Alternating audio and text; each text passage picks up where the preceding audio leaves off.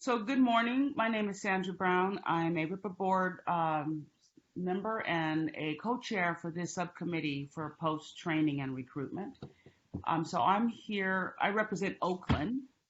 And if we can do a roll call right quick to make sure that all of our members are out there, and then I'll do a call out to the different locations to have them introduce themselves, as well as if they have any public in attendance or any, not in attendance, sorry, COVID, any public members online. Melanie? I'm Melanie Ochoa here in Los Angeles. Thank you. Damon? Damon Kurtz. I'm a PORAC Vice President and a Fresno police officer. Thank you. Angela? Good morning. I'm Angela Sierra. I'm with the California Department of Justice. I'm the Attorney General's representative on the board, and I'm a member of this committee. I'm here in Los Angeles. Good morning. Oh, sorry. Oh, sorry about that. Who's up next? Do we have representatives from San Diego? Anybody else out there? Department of Commissioner Justice? Stanley, I'm here in Sacramento. Oh, sorry, Commissioner. I almost cut you off. I apologize about that. Commissioner Stanley, present. Department of Justice?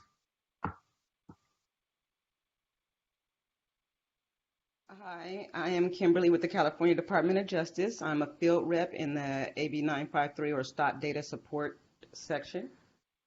Hi, Kimberly. Nice to see you again. Good to see you too. Good morning. This is Aisha Martin Walton. I'm a retired annuitant in the Civil Rights Enforcement section. Aisha, thank you. You saved me this morning. I appreciate it. You're welcome. No problem. Anybody else from the DOJ? Good morning. This is Anna Rick. I'm an AGPA with the Civil Rights Enforcement section. Thank you. Hi, Anna. Good morning, everyone. This is Allison Elgart from the AG's office. Thank you. Do we have online any members of the public that are in attendance to this Blue Jays meeting? If you could speak up. I am Richard Hilton. Richard, where are you from? San Diego. San Diego. Thank you, Richard. Welcome. Thank you. Do we have anyone else? Good morning. This is Michelle Wittig from the Santa Monica Coalition for Police Reform in Santa Monica. Thank you, Michelle. Welcome. Welcome. Thanks. Good morning. This is Julie Alley from the Santa Monica Coalition for Police Reform in Santa Monica, too. Thank you. Good morning. This is Rachel Salamanca from the Museum of Tolerance in Los Angeles. Oh, hi, Rachel. Thank you. Been to your museum several times. Am I missing anybody? Hi, my name is Jim Duffy. I am in Rohnert Park, California. Oh, you're up here somewhere near me. Thank you. Welcome. Anyone else? Hi, this is Karen Glover. I'm in San Diego. Thank you. Anybody else? Okay. Allison, because I'm learning this, you guys have to forgive me. I'm just going to go do what I think I'm supposed to do, and we're going to bring the RIPA board meeting to order. It was said earlier that we do have a quorum, so we're good to go. Our first action, I believe, is that we need to make is to approve the minutes from the May 28th, 2020 subcommittee meetings. Is there a motion to approve those minutes? This is Melanie. I move to approve the minutes. Thank you, Melanie. We have a motion. Is there a second? I'll second that. Thank you very much. We have a motion, a second. All those in favor? Aye. All right, Sandra, I think we just need to make sure, I think we heard everyone, but just do a roll call since we can't see everybody. Just do a quick roll call to get everyone's vote. So, okay, of the members. Okay, so Angela? Aye. Aye, thank you. Melanie? Aye. Damon? Aye. Commissioner? Aye. Are we good? Yes. Yes. Aye. All right. So those opposed? Nothing. I'm just copying what I read earlier. Any abstentions? Nope. And the motion carries. That was interesting. Thank you. All right. Awesome. Okay. So line item 3 on the agenda, the update of the AB 953 training by the Department of Justice. And who's going to carry that? Kimberly, and I think we'll turn it over to you and Allison and Dominique and Kendall.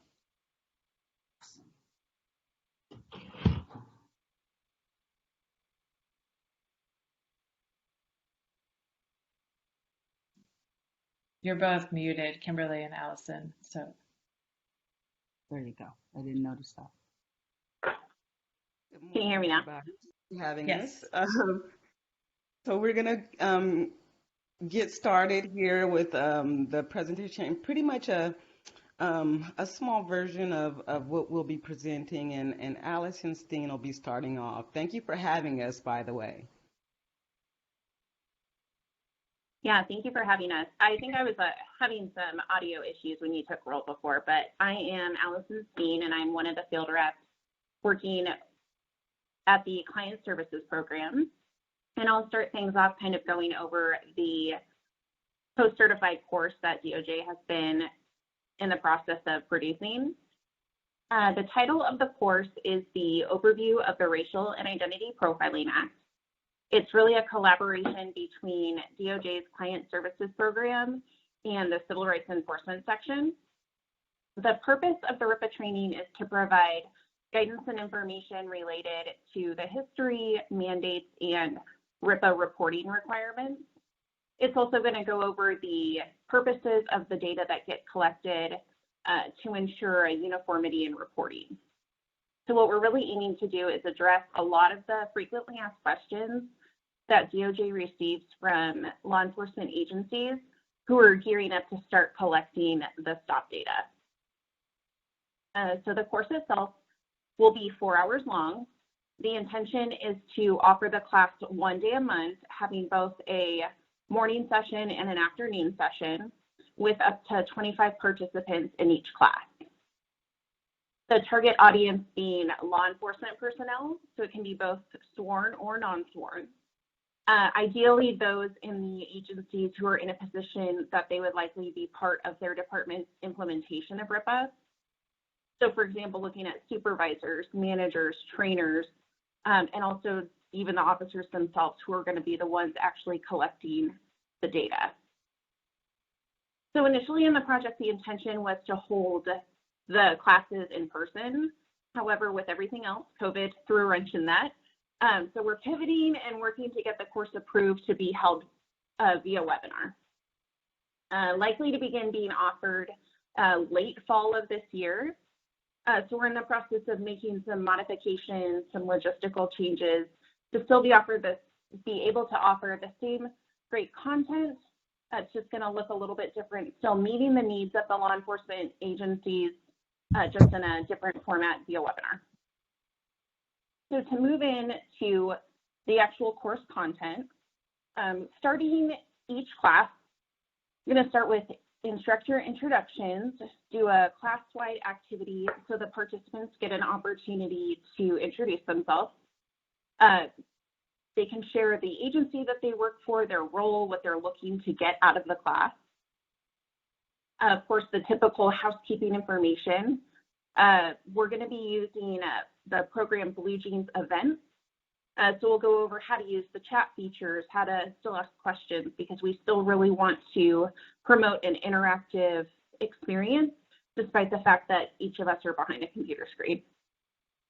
We're also planning to distribute what we're calling a participant resource guide.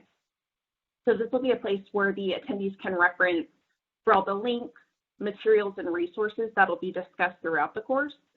So they'll be able to take that back to their agency, use it as a valuable resource that they can refer back to as they move forward throughout their own department's implementation of RIPA.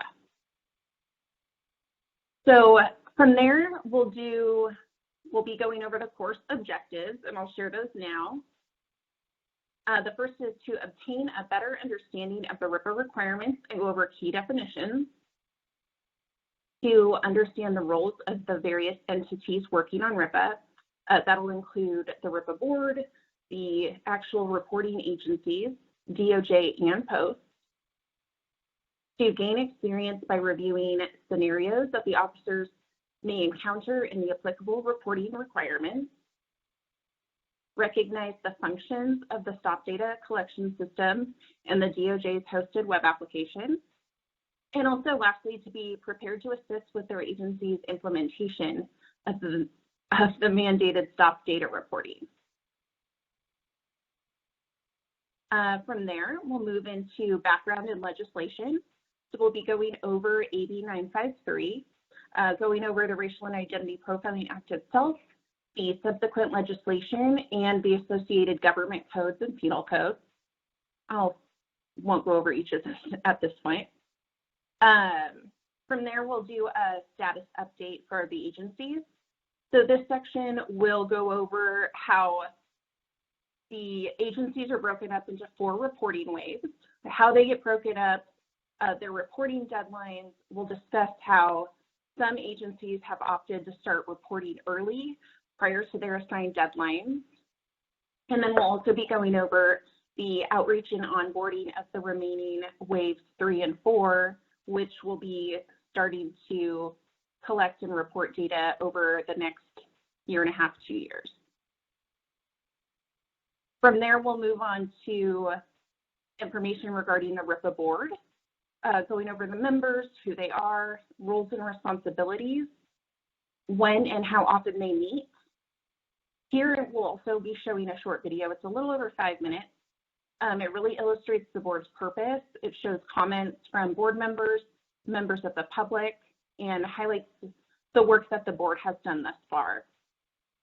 In this section, we also will take a virtual field trip, if you will, where we'll visit the Attorney General's website and demonstrate where folks can access the published RIPA report.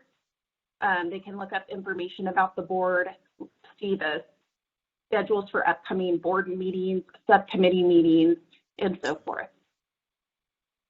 So from there, I'm going to pass it off to Kimberly, and she'll go over the next few sections of the class. Thank you, Allison.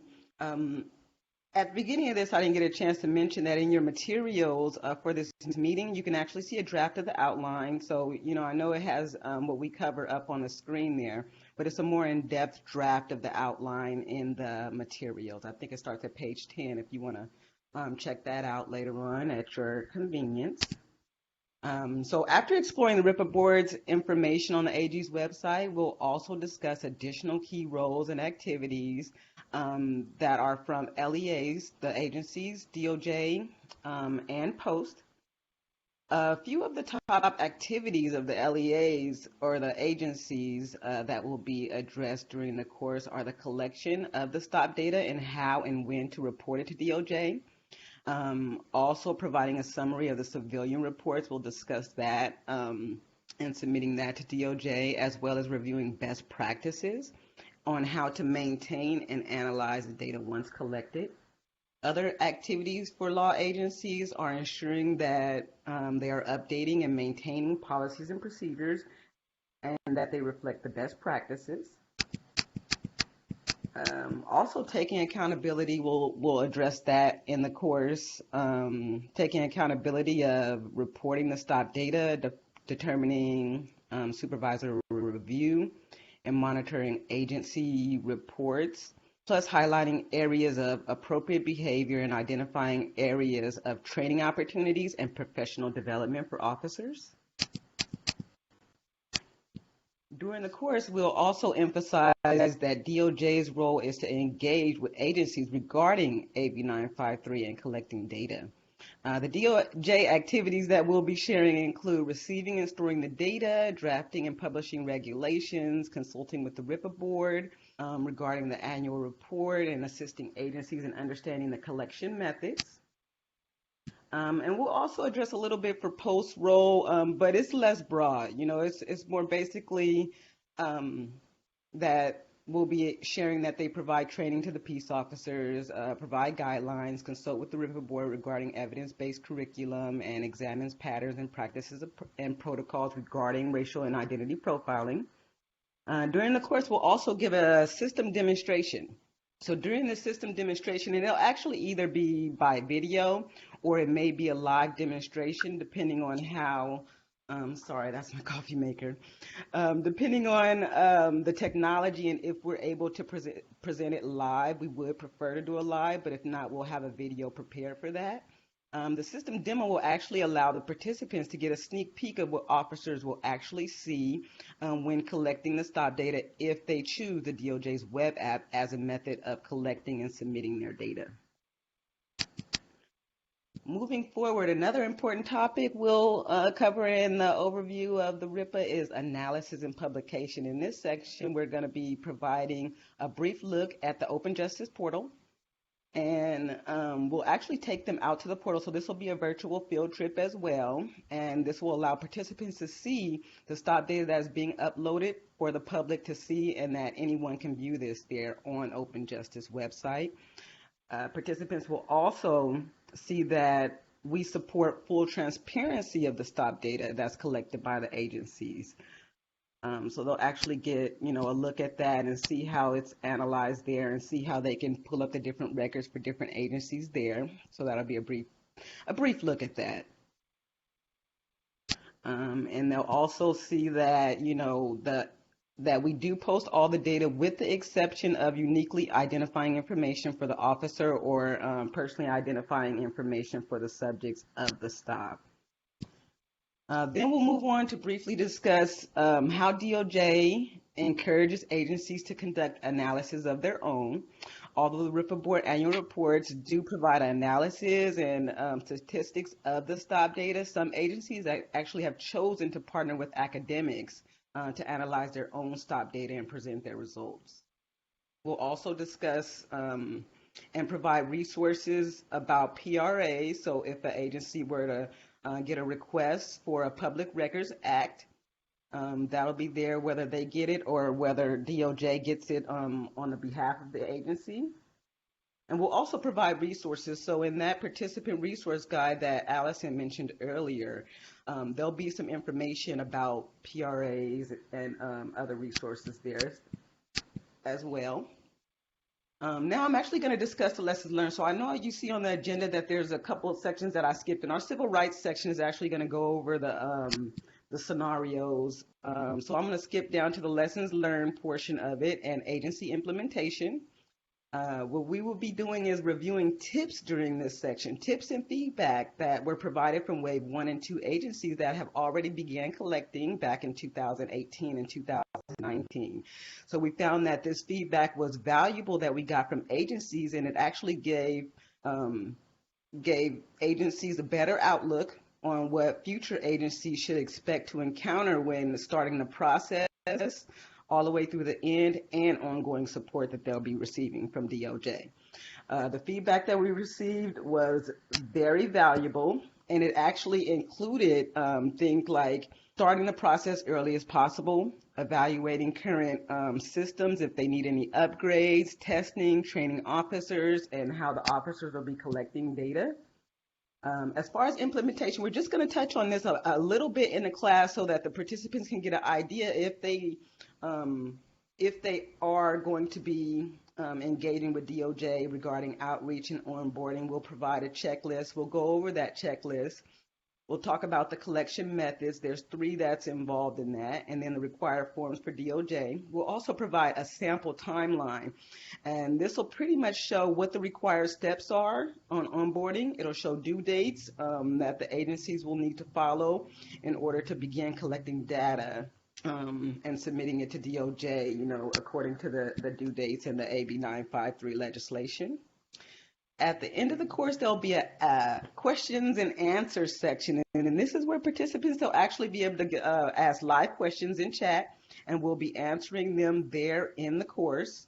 And that way, when they do get to the end of the class, which yes, there is a test. So post-certified webinars require participants to take a graded knowledge check. And basically, this graded knowledge check is going to be a review of all aspects of the class. Class content based on the course objectives that Allison went over earlier. So basically the purpose of this is to provide a written assessment and evaluate the participants' understanding of what is expected and required of their agencies and officers regarding AB 953. All right, so now our civil rights enforcement section will be covering the regulation sections and present the types of scenarios that the participants will actually experience during the course. Thank you.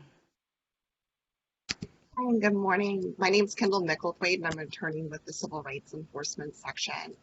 I'm going to be going over the data collection elements or the data collection section of the presentation. Our hopes in this is it will be as interactive as possible. We want to provide the officers with detailed factual scenarios that they can not only interact with in the classroom, but use and take with them into the field when they're filling out these stop data forms. One of the reasons why we find this course so important is we're going to have over 400 agencies onboarding here soon. And so we hope through teaching these fact scenarios, we will have uniform reporting that helps ensure the integrity of our data. So I really just want to walk the board and the public through some of the fact scenarios we plan on presenting. As I go through this, I don't want to just have you feel like I'm talking at you. So if you have any questions or anything like that, please feel free to speak up. We really do want the board's feedback on as much of this presentation as possible. So we start with a super quick question. I'm sorry if I missed this at the very beginning. I think I understood you to say earlier that this will be agency specific. So these will be one-on-one with the agency interactive webinars, not multiple agencies participating in a single one. Is that correct? I might have someone else help me on that. It's my understanding Go ahead, Kim. So this is actually a post-certified course. So people from law enforcement agencies who are registered to take courses for posts will be able to see our course there. And anyone will be able to register that have access to that portal. So any of the agencies will be able to have their officers or any of their staff take the course. It'll be a registration process.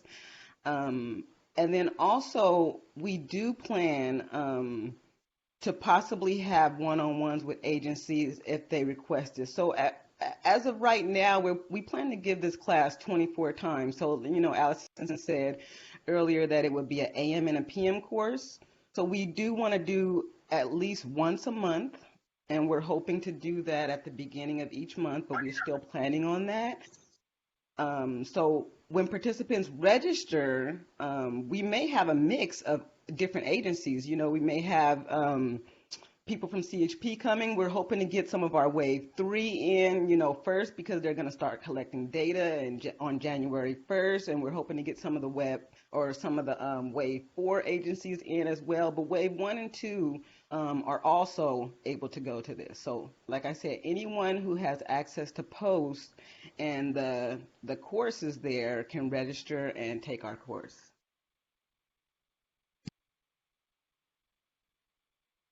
Anyone have anything to add to that? Not on my end.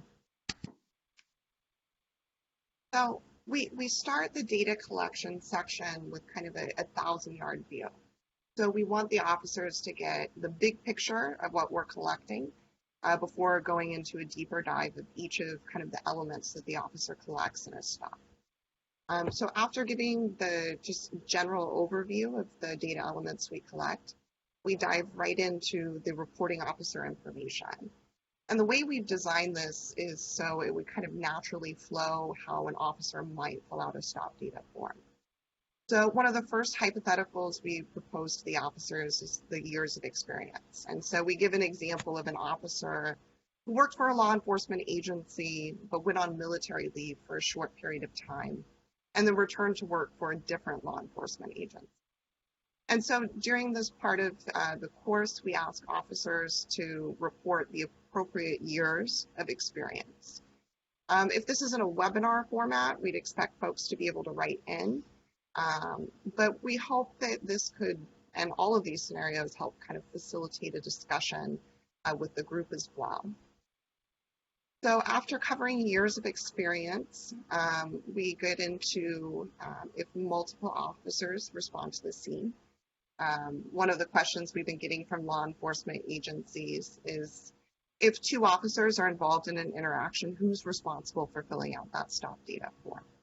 And so again, we give another hypothetical where 2 officers conduct a stop, but 1 officer has the primary interaction with the person. So the person who searches them, questions them, and may ultimately transport them to jail. And so we ask the officers again who would be responsible for filling out that form. After going through the reporting officer's information, we also get into the location of the stop. So where officers should be reporting for that location. We emphasize what officers should and should not be reporting with location of stop. For example, they should not be giving the address of the person they've stopped. It needs to be broader. We want to protect the people who are being stopped. And so we teach them not only that, but again, we give a hypothetical. Just about every teaching point comes with a hypothetical here. And so we give an example of a car chase where someone initially yields and pulls over, but then a vehicle pursuit ensues. And ultimately, the vehicle pursuit terminates somewhere else, where the person again is searched, detained, and ultimately transported to jail. And so the question to the officers is, what area do you report? And the teaching point here would be that the officers are reporting the place where the most interaction took place. Does anyone have any questions just kind of about the general reporting information and some of the hypotheticals? So, Kendall, this is Sandra. You mentioned that you want a broader location, not a personal address. And so it's customary, and I think Damon will agree, we usually do intersections or, blocks, right? And so thank you, Damon. And so that's what we're pushing, right? That we're in the 1300 block of such and such a street, or if we make the stop in the middle of an intersection, we're at University and Hamilton or something like that, correct? Good. That's exactly it. So block number and street name, the closest intersection, or the closest highway or highway exit. So those would be the teaching points. Awesome. Thank you. You're welcome. And one of the special locations is with K-12 schools. So we do spend some time in the location of stop for special reporting requirements in K-12 schools as well. And we propose 2 hypotheticals to the officers. One of them is a search that was actually done without reasonable suspicion. And the reason why we bring this up is to, 1, ensure that officers are properly filling out the forms, but also 2, to emphasize that reasonable suspicion is still applicable in K-12 search settings. We will show, and the board will see another slide that we have where we present another illegal scenario. And I'm really interested in the board's feedback on this. This is not something where we would ask the officers necessarily for an answer. We're not trying to have an I got you moment here. We're really trying to teach the officers about the uniform reporting. And so we provide 2 examples in the K-12 schools. One of them is the illegal search. And the second one is a search or a school resource officer contacting a student about spray paint in their backpack. And so we give them 2 kind of contrasting scenarios to teach them about these sensitive locations, including K-12 stops. The next part, go ahead. Sorry, Kendall, before you go on. So during this webinar, you've mentioned it a couple of times, the illegal stop. We're talking K through 12 on a school campus, as well as with the school resource officer. Is there an example of what that illegal stop was that they have to answer to? Yes. So the example we give is a school resource officer sees a student speaking loudly next to their locker. The school resource officer waits for the student to go into the classroom and then searches the locker, discovering marijuana. And the question we pose to the officers is filling out the stop data form saying the search was based on reasonable suspicion. Is that correct? And the answer is no. And we can provide case sites for us, but our concern is we don't want to detract from teaching how to fill out the form correctly and take this into teaching too much about the law. And so that's really where we want the board's feedback. We have a second scenario that's like that as well that we'll present and put up on the board. Kendall? Yeah. This is Angela. I have a question just to follow up on that. So in the scenario that you just discussed, there was not reasonable suspicion. So then the officers though are taught, aside from the issues that raises, the form still needs to be completed. And so they're then told, what would they then choose for, like in that example? Are they given the options on what to do in that type of situation? Hey, this is Nancy. Hi, Angela. Hello, thank Nancy. You. I think that what Kendall is trying to explain is that we're going to give them a scenario that provides a valid response in the form, but then also explain, like in sort of the teaching tools, that if they were to do it this other way, it would not be a lawful response, or kind of like, not like as in I gotcha, but just because I think we've had a lot of questions around these issues in our, we've done those frequently asked questions, and these are some of the things that have come up. So we wanted to explain like what would be correct and what would be incorrect. Right. No, that makes a lot of sense. I was just curious that what is, and I guess that would be part of the conversation during the class is like, then what do you do in that situation? Exactly. And it is, I think it's similar to like what Post does in some of its sessions where they present scenarios and then spark a discussion. Great. It seems to me this would be very helpful to the officers. So thank you. Thank you. I appreciate the feedback. And as Nancy mentioned, we do walk them through a legal stop as well. So the legal stop, or the hypothetical we give, is a student seen with a can of spray paint. And the officer sees the student put the can of spray paint in their backpack. The officer approaches the student, says, hey, you're not supposed to have spray paint on campus. I saw you put the spray paint there. The kid turns over the spray paint to the officer and is then taken to the principal's office. And we ask them how they would properly fill out the form. And so we tell them it's a stop at a K-12 school for a suspected violation of school policy. The next teaching point we get into is officer perception. And this is an area we really emphasize that no perception is wrong. We want their initial opinion or their initial perception of the person. So we just give a really short hypothetical of an officer who sees someone walking down the street. They radio into dispatch certain demographics. But after they stop the person, they get their ID and they learn that the person is of a different set of demographics. And the question is, what does the officer report? Does the officer report that initial radio into dispatch, or does the officer report what's on the ID? Now, of course, we want their perception, right? So we're having them report what they've radioed into dispatch. This is another interactive portion where folks would be asked to write in or discuss this as well. Okay, Kendall, I'm sorry.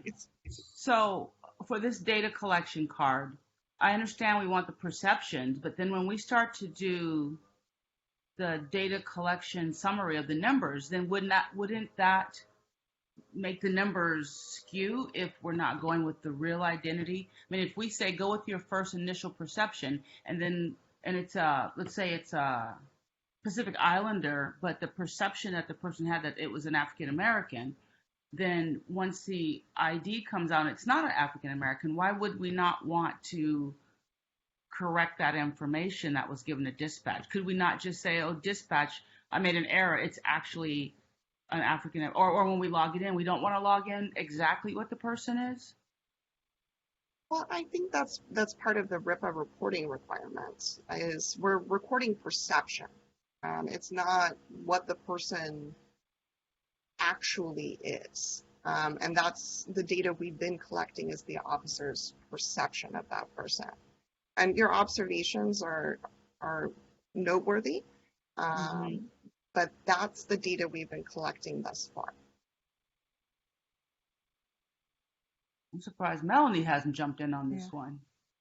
I don't know. Am I saying something? Am I something wrong with me? I mean, I thought that was the premise of the kind of RIPA data collections, that we want to know how officers are acting based on their beliefs.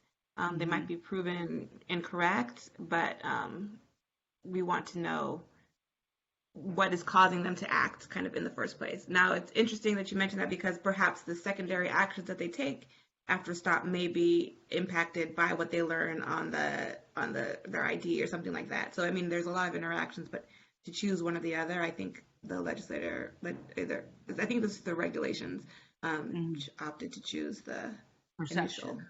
Yeah. Okay. That's exactly it. Thank you. Thank you.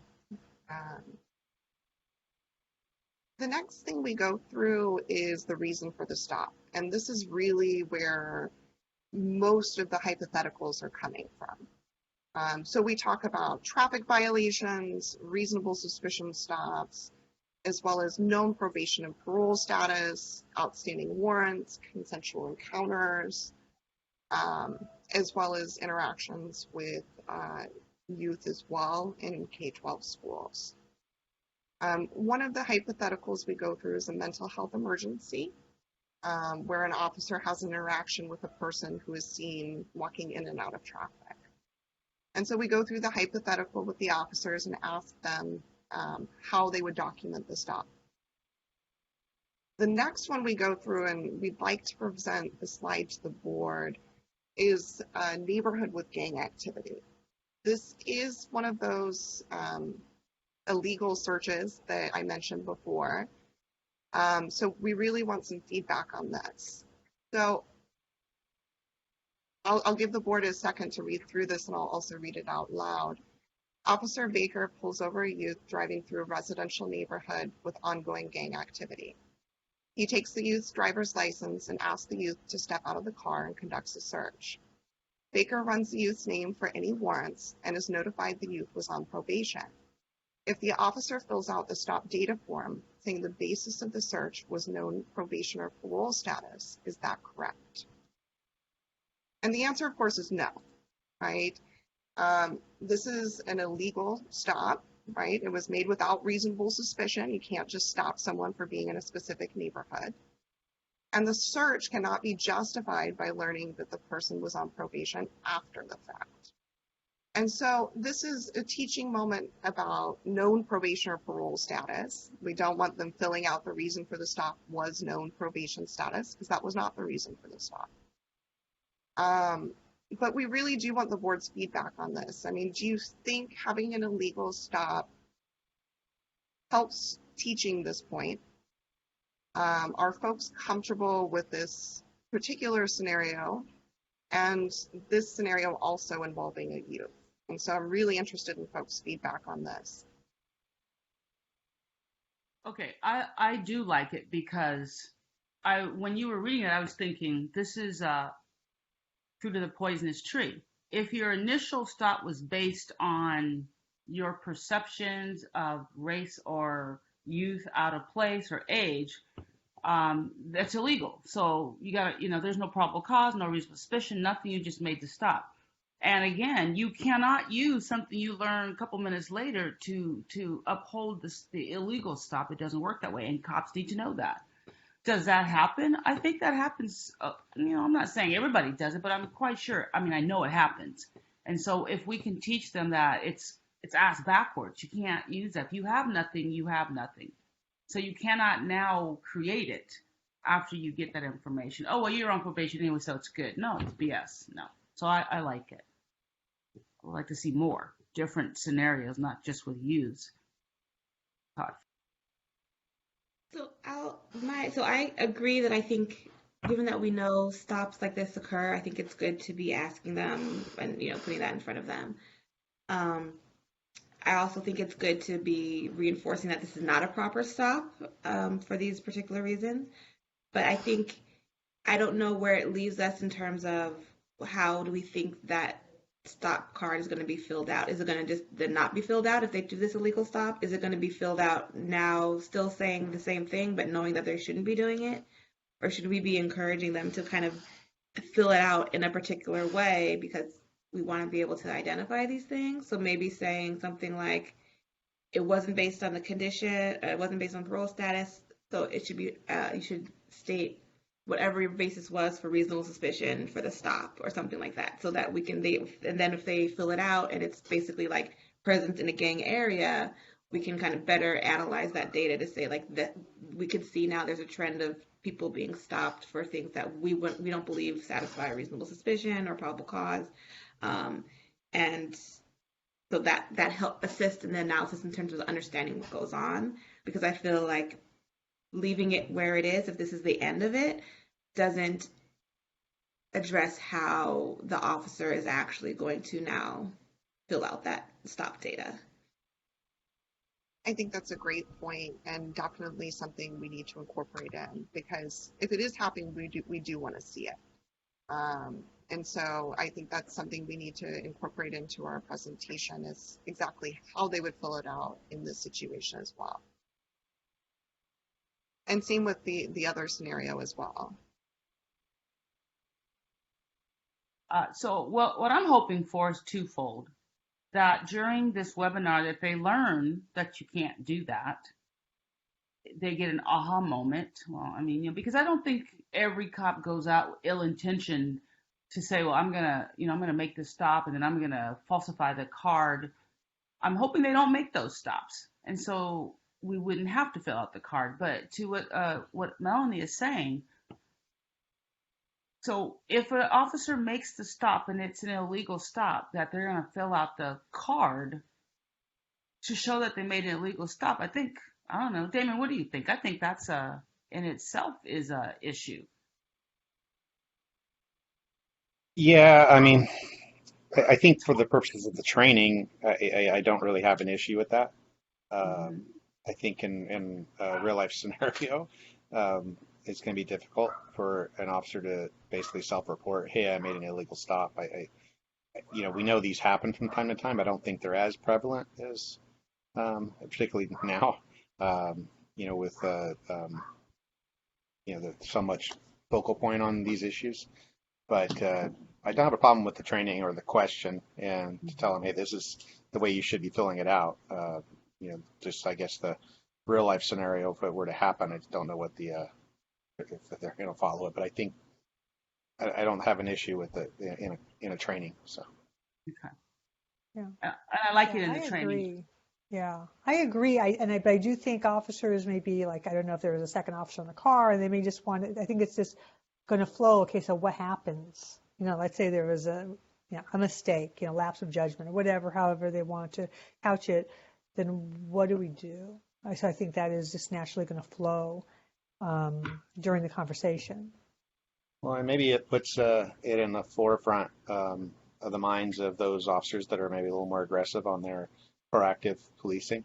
That maybe they need to take a step back and realize they got to do it the right way, and they should be doing it the right way anyway. But we know that those, particularly the folks that are pretty aggressive, and sometimes will venture into the gray area on their stops, and maybe they need to stop doing that. Maybe it's just another way to emphasize that to them. Right, that's going to really help bring it home. Thank you guys so much for your feedback on this. I really appreciate it, especially on these type of teaching points. It's wonderful to get the board's feedback.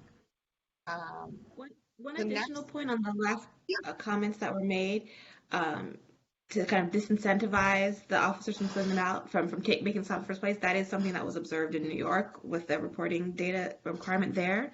So I don't know if there's a way to even further underscore that point that was just made, that like all of these stops need to be accounted for. You may be audited. You may be, you know, in terms of your body cam video may be audited to check, and there's different accountability mechanisms. So make sure you're writing down every stop, and then if they actually, that might again make the officers take more pause when they're making a decision whether or not to stop someone, if they feel like they could potentially get in trouble if what is visible is not match up with the kind of reporting that they would need to put on this in the card to justify the stop in the first place.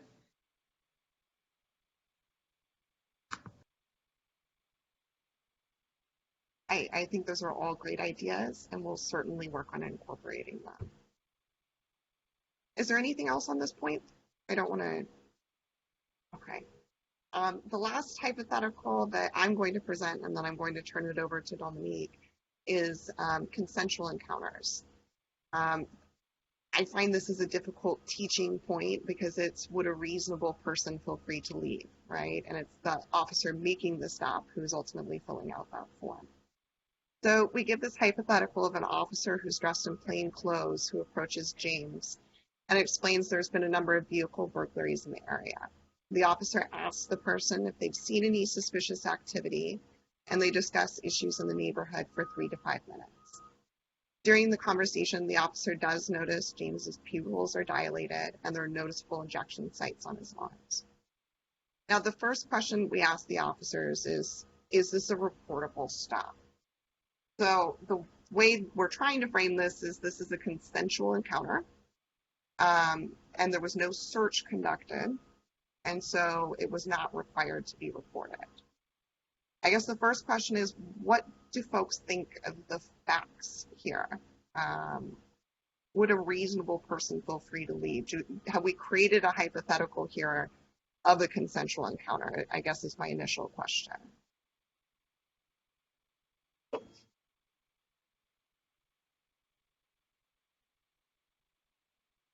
Do folks see this as something where a reasonable person would feel free to leave? So I'm thinking where they're having discussion for 3 to 5 minutes starts to go into a little bit of timing. That's really a long time. It's 3 to 5, but that's a long time. I don't know if that person feels free to leave after having a conversation that long, and also possibly being under the influence of something and probably worried that the officers noticed that they might not feel free to leave. I think that's a lot of information. Go ahead. If you removed the objective symptoms of being under the influence, that would probably give that, because you're just looking for suspicious activity. So because basically the officer now is going to turn this into a detention at some point. Yes. Because he recognizes that, right? So maybe remove that component to it, and then if this person isn't high and they're just having a conversation, why wouldn't they feel like he's free to go? By adding the criminal component, it adds a kind of a gray area and kind of a little difficult. So I would add, I agree with Damon, because now the officer can turn a consensual into a detention quite easily with that. How about what I've taught in the past? Officers can create a detention by the way they stand, if their lights are on, if they have their hand on their, sometimes we put our hand on our gun or in the area because we're standing there talking. It doesn't mean, but what is the perception of the person that is talking to the cop? It could be how the officer is standing that could create in the citizen that I don't think I can leave. And so I think that taking out the criminal aspects of this and just having a regular consensual contact, what are some things that an officer does that makes a person feel that they can't walk away? It could be the questions, it could be the stance, it could be the amber lights in the background. It could be a lot of things Well, even the And then, case, sorry, say it, Damien. Go ahead. even the way that the scenario's uh, phrased, you know, he just approaches the guy and explains there's been a, how did he contact him? Did he say, hey, can I talk to you? Or did he say, come over here, I need to talk to you? I mean, because those are two different things. Huge difference. Well, yeah, when I read this, oh, I'm sorry. Go ahead. No, I'm just saying, you know, it's as an officer, that there's a big difference between can I speak with you versus, you know, stop, I need to talk to you. And that little nuance is the difference between a consensual contact and a detention. And this doesn't really clarify that in my mind. And then with the being under the influence, the whole thing reads more like a detention to me. Yes.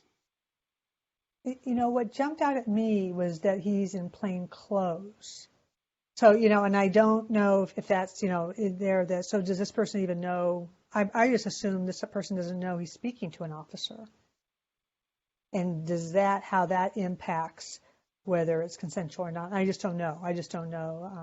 That area of the law, you know, but if that is important or not, but I think that is something else that, you know, would be, you know, in different people's minds as they're reading this, they may just assume the person knew was an officer versus did not know that. I had a similar response to that, the plainclothes question. Is that what work is that aspect of the scenario doing or trying to do? Is he identified as a police officer? Does he still have badge, visibly identified, visible, etc.?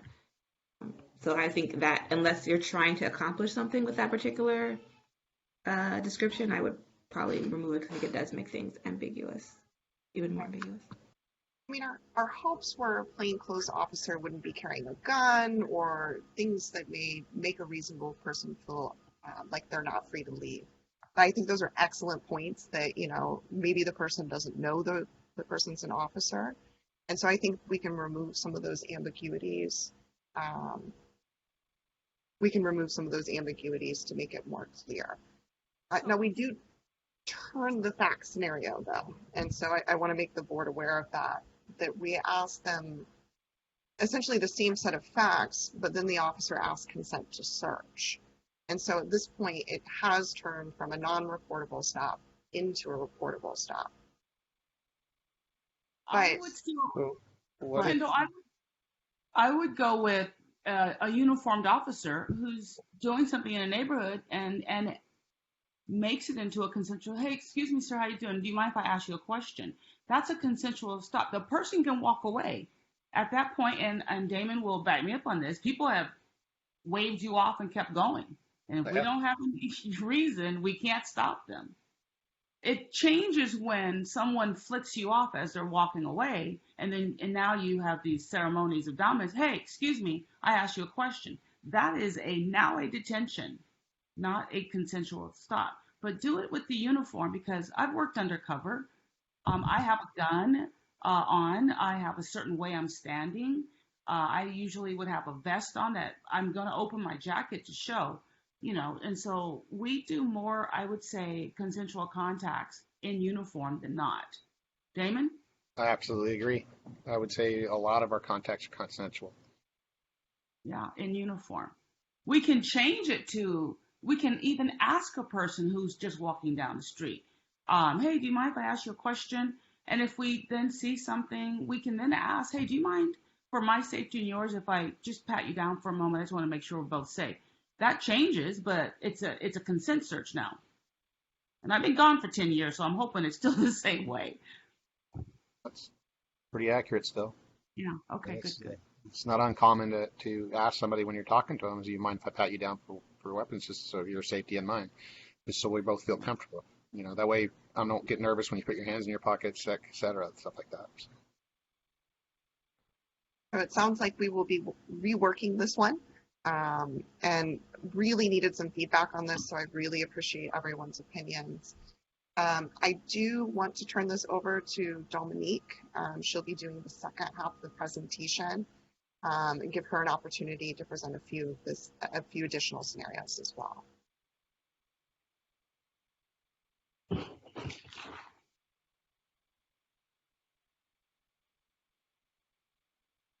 I think you're on mute, Dominique.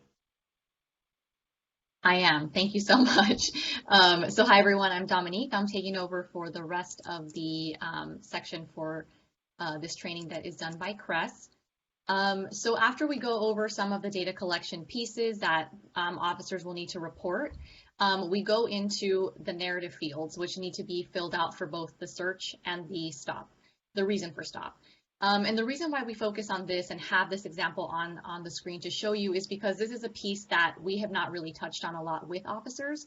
Most of our discussions with officers are about those stop data collection categories and those small nuances. But in what we've seen as far as narrative fields, there are a variety of different ways in which people provide this information. So we want to ensure that officers have a better understanding of what to include, what not to include, and sort of what's the best way to provide a narrative field.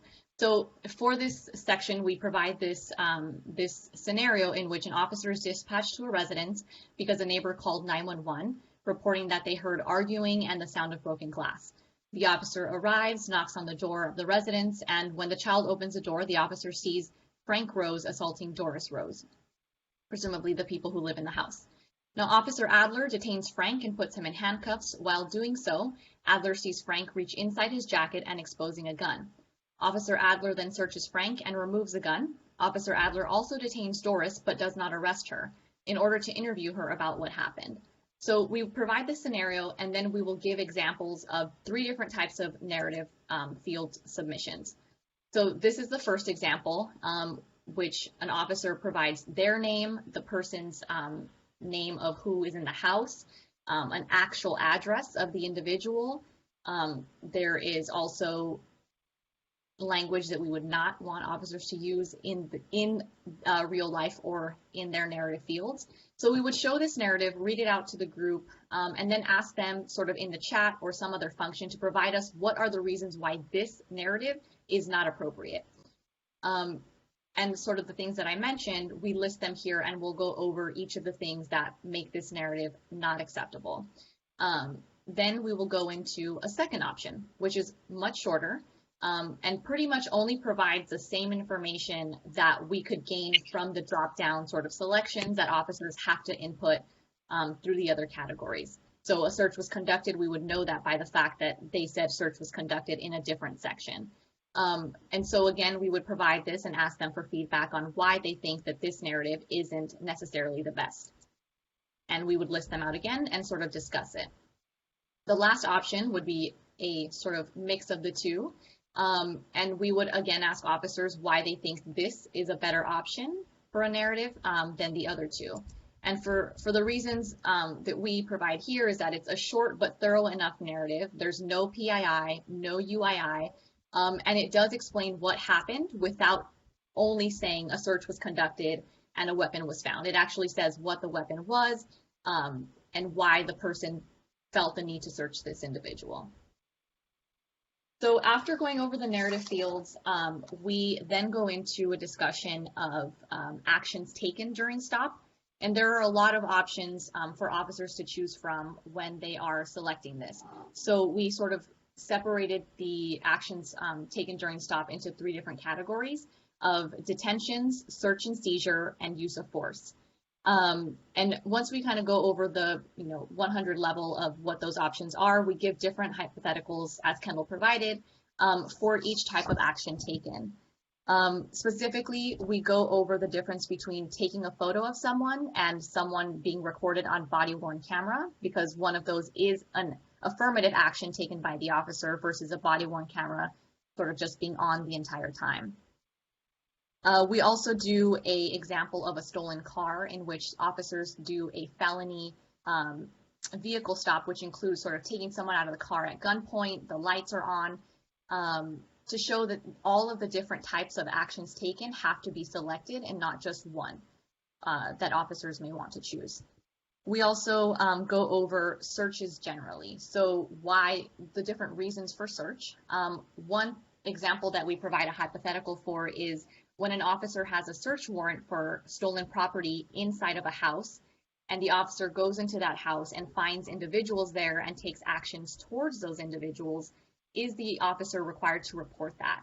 And so we distinguish between the situation where an officer may have a search warrant for an individual versus a search warrant for a house, and that when the search warrant is for the house or finding stolen property in the house, all of those individuals are not a part of that search warrant, so any actions taken towards them would have to be reported. And after we sort of go over the different types of searches, we also go over property seizure to ensure that officers are accurately reporting what, if any, property they took. So there's a situation where there's a stolen vehicle. We go over where the officer pulls somebody over, realizes later that the vehicle is stolen, and that the driver actually has their license is expired. I'm sorry, suspended, not expired. And the officer then arrests the individual, takes the car as inventory, and also does an inventory search of the car. During that inventory search of the car, the officer finds weapons. And so we go over the sections on property seizure, the basis for the seizure, what the seizure was, and the contraband or evidence found, and making sure that officers are accounting for every single item. So stolen, there's a section for, I believe it's stolen property, and so we would mark that off for the car itself, even though the car is what the officers were searching. So once we kind of go through the actions, we move on to special settings, and those special settings are the kind of settings in which officers don't necessarily have to report, such as routine security checkpoints or actions where there's a bomb threat or active shooter situation. But then we give examples of where there are special settings, but an officer may need to report if they're taking extra or sort of an additional action towards someone. So the example that we give is a DUI checkpoint, where normally officers don't have to report every single person that goes through a DUI checkpoint, but rather any individual for which they have individualized suspicion, and then take that person aside to do something else with them. And so we explain those differences because it's a question that we get a lot from officers. We also sort of talk about when there are multiple persons in the situation. There's a DUI checkpoint, but there's also a situation where, say, an officer pulls over a car and there are passengers in the vehicle. When does an officer need to report anything that happens with a passenger? The regulations require that if it's an action taken towards the passenger, that would be when an officer needs to report. So we give two different examples where an officer pulls over a car and asks the driver and the passenger to get out of the car so they can take the car for inventory. And then we compare that to an example where the officer asks the passenger to get out of the vehicle and sit on the curb while they do a search of the driver and the car. And so we ask officers, which of these two scenarios would you need to report based on the regulations?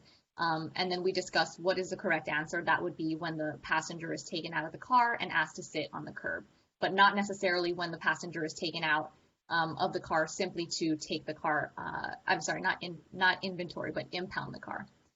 So we also do an example of an officer who goes to a party in which there may be underage drinking taking place, and an officer may not need to report, all of the people in that situation, but if they do stop, say, someone who is underage to check their age, that would be then a reportable stop.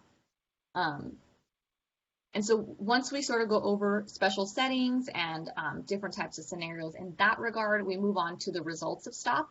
So that would be an officer reporting what happens to the individual after the stop, whether that's an arrest with a warrant, an arrest without a warrant, a warning, citation, a field card being filled out. And we provide one example or one hypothetical for this sort of category about a DUI stop in which the officer stops somebody who they believe is driving under the influence, does some tests on them, including a breathalyzer and the field sobriety test, and then the officer arrests the individual. So when we review that scenario, because it's already sort of near the end of our portion of the training, we review sort of the reason for stop, the reason for search, what the narrative for the reason for stop and the reason for search would look like.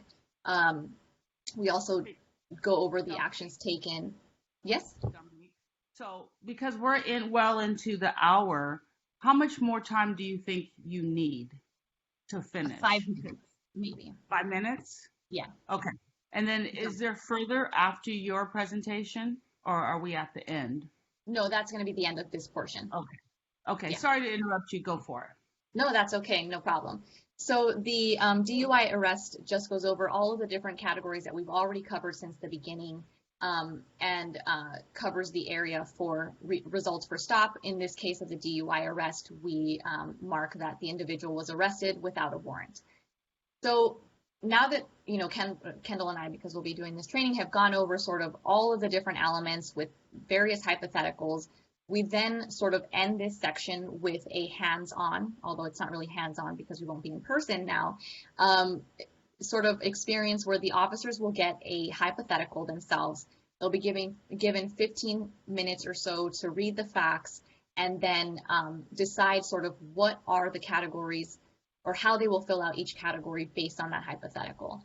And so one of the ones that we included here for you all to review, which is on page 35 of the meeting documents, is a situation with the youth. And I want to just highlight for you, Sandra, that it's so funny that all of the options that we chose for this presentation had many youth in them. But in reality, a lot of these scenarios in this training are about adults. And we were, you know, struggling to try to find some youth examples because we do want officers to get that experience as well. So we would provide this scenario and give officers the 15 minutes. Once they've sort of had a chance to review it, we would come back together, in a sense, I guess, because we'll be on webinar. And then what Kendall and I want to do is take them through the stop data collection system, which is the DOJ web-hosted app, which some agencies will be using to submit data. And we would go onto that website, fill out the categories with the right answers. You know, we'll solicit answers from the participants and then provide them the right answers, go through the stop data collection system so that they can get a feel for how it is to report a stop. And it'll give us a chance to sort of cover any other questions that they may have remaining about how to report certain things. And that is where we would end. We would probably do about 2 of these scenarios at the end for officers, so they'd have 15 minutes for 2 scenarios. This is probably one of the shorter ones that we have. The others that we have are probably a page long of facts. But I'm happy to hear any feedback you all might have about this scenario or the narrative field overview. I think we said a lot. I don't have a problem with scenario 4. I would actually personally would like, and maybe I can ask Damon, that we can come up with a scenario, the one that we kind of beat up before on the consensual stop, and give you a couple of ideas, and then send them out. I think that might be helpful, but that would, you may already be getting some info from law enforcement, but I wouldn't mind doing that. Okay. Yeah, we're definitely going to take your feedback and revamp that scenario. Okay. Hey, Sandra, this is Nancy. That we will definitely take your feedback, and just want to let everyone know that this is just a starting point because we do want to get other law enforcement feedback as well, and advocates feedback on these before we go put them out into the training. Awesome. Okay. All right. Thank you. I think we're good. I would say Allison, Kim, Kendall, and Dominique, thank you for that presentation. It was awesome. Appreciate it. So now we need to go into the training update and recruitment hiring overview by post and the board discussion of future collaborations. We have about 45 minutes for that. Post has 30 minutes, and then the RIPA board will use the remaining 45 minutes out of that time for any feedback or questions that we will have.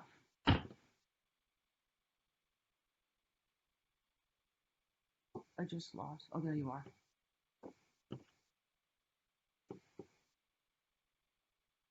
Hey, good morning. My name is Megan Katafi. I am the Legislative Liaison and Public Information Officer for POST.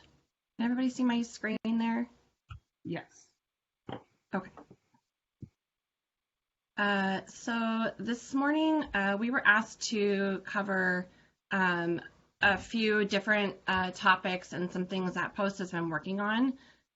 So on the screen there, you'll see what we're going to be talking about this morning.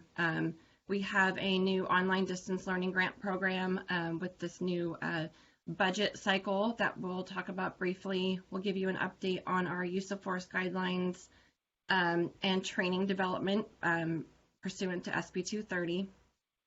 We're going to talk about the current legislative climate and how it will be affecting post and training. And then we'll give you an update on our procedural justice implicit bias training, which ties into the AB 953 mandated training. Then following that, my colleague Raymond Nanadiego is going to be discussing or giving an overview of our regular basic course, or academy as most commonly referred to, and then discuss peace officer trainees and the certification process. So the first item is our online distance learning grant program. As I stated earlier, this is new with the most recent enacted budget. This is designed to award funds on a competitive basis to develop and facilitate the delivery of training in an online capacity. Obviously with COVID, more agencies and presenters are going into the online format, so we felt this was a great way to really promote people to develop training. So you'll see on the screen there, it states the areas of issues that we're asking the applicants to address. So use of force and de-escalation, implicit bias and racial profiling, community policing, cultural diversity, and organizational wellness. There's a total of $5 million allocated for these grants, and applicants can request up to $350,000 per program topic. The application deadline was just this last Monday, and I know that we've received quite a few applicants, and we'll be going through those and starting the grant process there. SB 230 mandated that posts develop a minimum guidelines on use of force, as well as develop a training course and implement specific items into the regular basic course. I can tell you that the guidelines are well underway as far as development goes. Thank you, Sandra, for your participation in that work group. They've met twice now, and Melanie, you were both a part of that. They've met twice now, and I anticipate they're going to meet again sometime this month, and we are projecting to have those guidelines finished hopefully by September to push out to the agencies so that they can get their policies updated by the January 1 deadline. We've also developed a training course for in-service officers, and currently working on the Train the Trainer course for that. And then I can tell you that all of the items from SB 230 have been fully implemented into the basic course. Some other things that posted outside of the mandates was in regards to AB 392, we've provided an update video, as well as created a course outline for a 2-hour course on AB 392 on the use of force standards update. And then there's an entire post webpage dedicated to all of those things. The video is available for public viewing through that webpage. If you just go to the Post website and search use of force, it will come up. And it's the same video that officers watch as well. If anyone follows the legislature right now, you'll know that it's an extraordinary session due to COVID, and they're in a very tight crunch time right now to get a lot of bills through and a lot of different topics. There is quite a few bills to address police reform. There are more than 16 bills that could directly affect post and peace officer training. And those topics vary from use of force, public transparency, peace officer accountability, use of specific weapons and defensive tactics, and of course the big one is peace officer decertification. So my job at Post is to monitor all of that. So we are doing that and anticipate a lot of changes to come in the next year. As far as training, I know that our staff did a very in-depth presentation at the last subcommittee meeting on our self-paced course on bias and racial profiling that has been released. Here in early 2017, Post released an 8-hour course covering the 5 topic areas you see there. We've updated this course in 2019. I know that the board has given us recommendations, which I believe some of them have been implemented. This course is fully funded and presented throughout the state. And let's see. And then as of the beginning of this fiscal year, over 6,000 California peace officers have completed that 8-hour training. In 2018, Post modified our legacy courses to include the 4 tenets of procedural justice. Our legacy courses are, there's a Post supervisory course, management course, a supervisory leadership course, and then our executive development course. These are for those who are wishing to promote in their career, can take these courses. Some are required, some are optional, and they vary in length. They can go from 24 hours to 120 hours, and we've modified all of them to include that procedural justice component. Post has a long-term relationship with the Museum of Tolerance. Each year we enter into a $1.5 million contract for instruction with them. For example, students who attend the Post Supervisory Leadership Institute attend and receive training at the Museum of Tolerance. As you know, late June, we released the new self-paced course. That course is available through our public website. It's a little bit different from what officers see, mostly so that we can track completion of the course and they can properly stream it. But the public is able to view that course as well. Additionally, Post produces between 3 to 5 Did You Know videos. These are designed to be shown at roll call and promote conversation. So we have 2 of those on procedural justice and implicit bias. Those are also available on our public website. And then lastly, there are currently over 4,300 training courses in the Post training catalog. And the majority of the courses in the catalog are developed by individual agencies. And many of these agencies have created their own post-certified procedural justice, implicit bias, or racial profiling courses. So if you are interested in viewing those, Post does have an open data website where you can search for those types of topics and see what those individual agencies have certified on their own outside of what we already do. And then just here on the screen, these are the courses from the 2020 RIPA report in which Post has provided an update for the 2021 report. I've put some dates here on the 2 mandated trainings that we are currently working on, which would be the implicit bias and profiling update, self-paced refresher that's scheduled for online in the fall, and then the self-paced refresher for supervisors, which will be spring of 2021.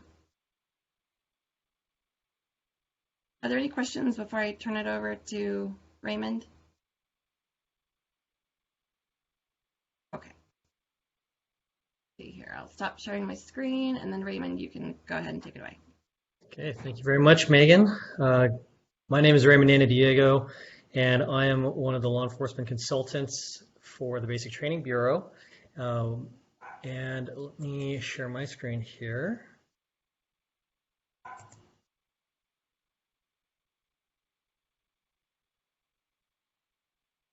Raymond? Yep. Before you go, because of our time limitations, can we keep it under 10 minutes maybe?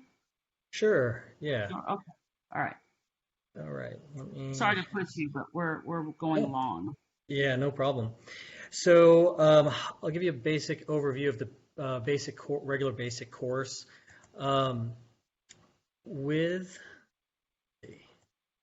Here we go. So the regular basic course, it's the entry-level training program for anyone wanting to be a police officer or peace officer in the state of California. A few questions came across my desk, and so I'll try to address those. One is in regards to how recruits are typically hired before starting and the academy process. So in Government Code 1029 and 1031, Government Code 1030, we'll find a lot of requirements that background investigators will have to go look through for an applicant's process, certain disqualifications, criminal history, things of that nature. A hiring process, I can't speak totally to that just because it's not in my duties, but on average, I would say it probably goes a few months. Some agencies can go for almost about a year in their hiring process. That'll involve oral interviews, written tests, thorough background investigation, maybe a chief's interview, medical and psychological exams, things of that nature. But once the applicant completes that, the agency can sponsor them through the regular basic course. And I'll mention Regulation 1005 in the California Code of Regulations. That is where we find the entry-level training standards for individuals wanting to be peace officers throughout the state. There are some agencies who don't participate in post, but regardless of that, anybody that fits within Penal Code 830 and that chapter of the Penal Code, they all have to go through the post-basic course. The regular basic course, it's presented by 41 basic training academies throughout the state. Post doesn't present the actual course, we certify the course. And there are different formats, which I'll go through a little bit later. That's the regular basic course intensive and then the regular basic course extended. There is a modular format, but for time's sake, and it takes a little bit of time to explain the nuances of that, I won't go into that format. Once the individual completes the academy, then there's ongoing training, which I'll go through in a second here. But here you can see Regulation 1001. That's all the definitions that help to understand kind of the terminology that we use. So there's quite a bit more, but some of the ones that I extracted from 1001, Academy Director, somebody who that's the person who is in charge of the management of the overall academy, requiring the instructional planning, the entire operation. The academy coordinator is the individual responsible for the coordinator of the instruction and management of the basic course. Then you have the recruit training officers, and that's a supervisory position over the trainees, the peace officer trainees. We also call them recruits, or some people call them cadets. But this is the person who is an applicant to be a peace officer, but not necessarily hired or sworn yet as a peace officer pursuant to Regulation 1001. The agency is sponsoring them through. There are recruits or trainees who are called non-sponsored or considered non-sponsored, and those are the people who are paying their way through the academy. And in this case, sometimes you'll find them most often in a college-based academy. And so let's see. The minimum training hours, we'll talk about curriculum now. Minimum hours for the academy is set at 664 hours. However, that's the minimum required training hours. All the academies far exceed that. On average, it's about 850 hours, but some academies get up to close to about 1,000, almost 1,000 hours of training. So you're looking about almost 6 months of training, give or take. In the curriculum, it's all divided into 42 learning domains, which are subjects in themselves. However, when this is presented, it's not that the learning domains are individualized per se. In a lot of cases, in a lot of presentations, they'll revisit the different concepts throughout the academy. So, for example, when we included the new concepts and the new material from procedural justice, principled policing, into learning domain 3. Originally, that was learning domain 3, policing in the community, and it's now principled policing in the community, and incorporates all of that material. Then later on in the academy, the recruits will go through learning domain 42, which is cultural diversity, and there are concepts such as the four tenets of procedural justice that are revisited in that domain as well, because there is a nexus to all of that. So let's see. After the recruits complete the academy, then they're also going through that allows them to enter the field training program with an agency. And a field training program that is actual training in the field, and usually with a senior officer, a field training officer, and that can go for on average about 12 to 16 weeks, give or take. And that is on top of the 6 to 8 months academy, then the field training, and then throughout their career, they're still going to go through continued professional training, perishable skills training, the legacy courses that Megan talked about. So when it comes to the academy, it's a lot of information, but we frame it in a way where it's the starting point to get them to field training, and then once they get into the next levels of training, then more advanced concepts are introduced, and it's an ongoing learning process. So it's not necessarily that they finish off the academy and their training is done.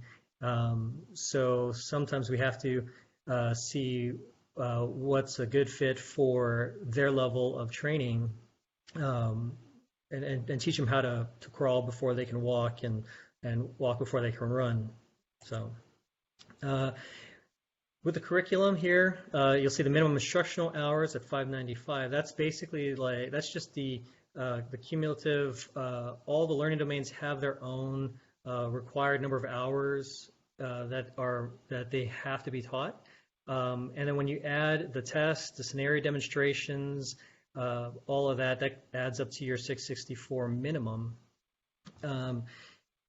And this is built up into, this is all around the training testing specifications, which are all the required concepts that are set by the commission that have to be presented at the academy level. The academies can add a little more content and more hours, and they also have discretion on the training delivery. The legislative mandated training that you see there, there's quite a few of legislative mandated training that is required in the academy, and you'll find them in 30 of the 42 learning domains. So that's also spread out. When it comes to tests, the tests are developed in partnership with subject matter experts and test panels. So it is quite a long process to make sure that all the tests are crafted thoughtfully and accurately. And we've gone from when I was in the academy, you take one learning domain and you take a test. You take another learning domain, you take a test. So it's basically a very low level of Bloom's taxonomy. Now the tests are actually comprehensive. And so what that means is, for example, comprehensive test number 1, that's about 100 questions, scenario-based, and after a certain number of learning domains, then they take this test. And it's about, like I said, 100 questions. They're presented with a scenario, and all the learning domains that were just presented are up for grabs. So the scenario can have the different concepts and weave them in together. Then comprehensive test number 2. Yes, ma'am. Raymond, if I can ask, because this seems very familiar. All of this information on the overview of the Academy we can find online on the POST website, correct? You can. It takes a little bit of sifting through because there is quite a bit of information, but I'm happy to move past it if you like. Yeah, if you could, because we still have one more presentation, and Okay. I thought someone else was gonna. Angela, were you gonna say something? Okay. Yeah, because we're really running out of time, and I think that even for our public persons, they might be able to find a little bit more information online. Sure, no problem. Let's see. So what I will throw out here, I gathered this information. So I threw in some numbers. This is for the intensive course, and these numbers show 2018 to 2020, the number of recruits who started the academy, then passed, and then were hired, and then are currently still hired with that as a peace officer in the state. So, so I wanted to throw these numbers out there and to show kind of how we're looking. Obviously the 2020 is still in the process. This is not something you'll find on the POST website. And then the next one is on the extended course. So the extended course, the intensive course is Monday through Friday, 8 to 5, your standard course. The extended, though, is usually in the nighttime, maybe some weekends. And this is a little bit longer, but typically the recruits going through this process might have another job. I actually went through an extended course, and I was working on my bachelor's, my undergraduate degree in sociology, full time while going through the academy.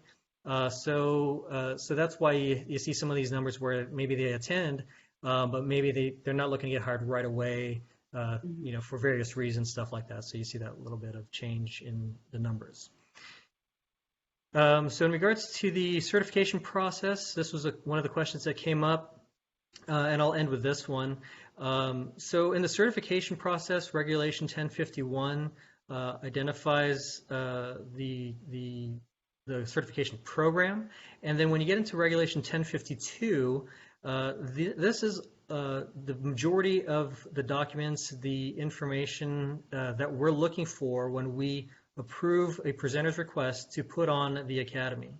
And so what we'll be looking for, especially is the expanded course outline, the hours of instruction, the student safety, making sure that they're meeting all the legislative mandates, the required training, the changes that have taken effect.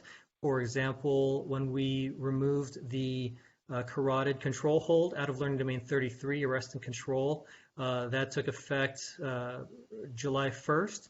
So all the academies were required to remove that out of their expanded course outline, so we took care of that. And then we also look at the qualifications of the instructors. The instructors are all required to go through Academy Instructor Certification course. That's a 40-hour course to develop presentation and facilitation skills. And then if they have some kind of specialized training, for example, racial profiling, they'll need to go through, as Megan mentioned, through the program presented by the Museum of Tolerance. And then on an ongoing basis, we have the basic course certification review process, and that's essentially an audit. We'll go out, our teams will go out to the academies take a look at their facilities, their documentation, their operation, and really do a thorough review of everything that they have going on to make sure that that they are in compliance with the law, with the program. So, and with that, I know time is short. Do we have any questions or anything? Board members? Nope. Melanie? One question that I had is that in another agency's presentation on their recruiting, they mentioned using post materials to do their own, and I can't remember which aspects of their recruiting and vetting process. Is that included in here? I don't know that I saw that or heard that, but kind of what materials Post is providing to help agencies do their own screening. Yeah, so I don't deal directly with the hiring process. That's on another team. I'm predominantly with the Basic Training Bureau. So my work is basically once they are already starting the academy or the academy presenters. But there's like the Pellet B written exam. There's a physical agility test, things of that nature. But that is another team. So I don't know if one of my other partners is on here to be able to speak to that if you like. I think personally, the hiring and recruitment by post is a larger conversation that we might have to revisit because the questions are coming up about how post can support the 600 plus agencies in California with doing some best practices on recruitment and hiring. And I think we would love to hear from that portion, possibly at another time, if we can do that. Okay. So Sandra, if I may just kind of address Melanie's question. So Post is not involved in direct hiring or recruiting. We do have some materials that are on our website. If you go under our publications page, that does provide agencies guidance and assistance in their hiring practices. It provides guidance on what their background screening process and psychological evaluation should include. But as far as hiring goes, it's left up to the individual agencies as to how they want to recruit and hire individuals.